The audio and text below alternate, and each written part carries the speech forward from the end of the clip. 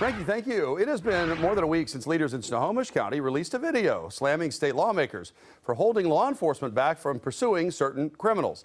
And now a group of mayors says they're doing something about it. Fox 13's Steve Kickens was at the press conference that wrapped up a short time ago. So, Steve, what did these mayors announce?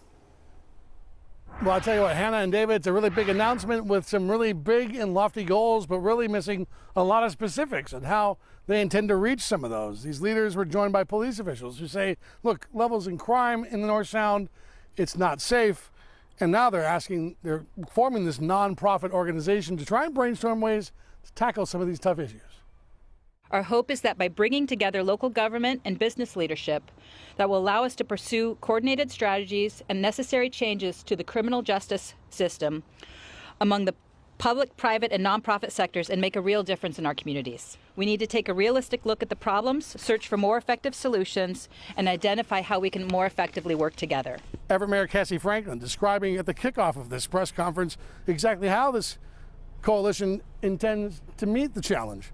We're talking mayors from cities like Everett and Marysville and Arlington and Sultan and more, plus police chiefs from those very same municipalities complaining that thanks to the state Supreme Court's Blake decision that to criminalize drug possession, their complaining criminals are now emboldened to ignore or even run from law enforcement.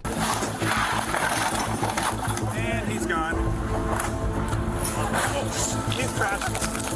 This group is connected to a video released by the Snohomish County Sheriff's Office last week arguing these very similar points. It's a wide-ranging coalition with wide-ranging goals. These leaders are not just complaining about the Supreme Court's decision, they're also talking about issues surrounding behavioral health, mental health, and homelessness.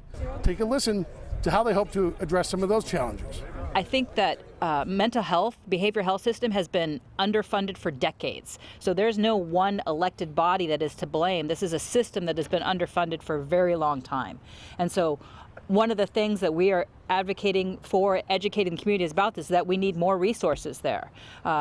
Jail has been a de facto mental health institution, and it's not the safest and the most appropriate. We should have mental health institutions.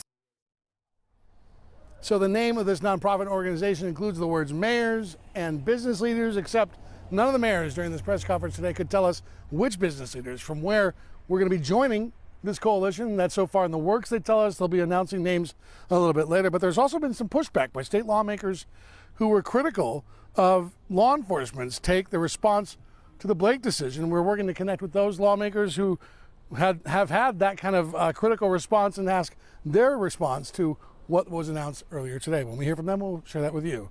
For now, we're live in Everett. Steve Kickens, Fox 13 News.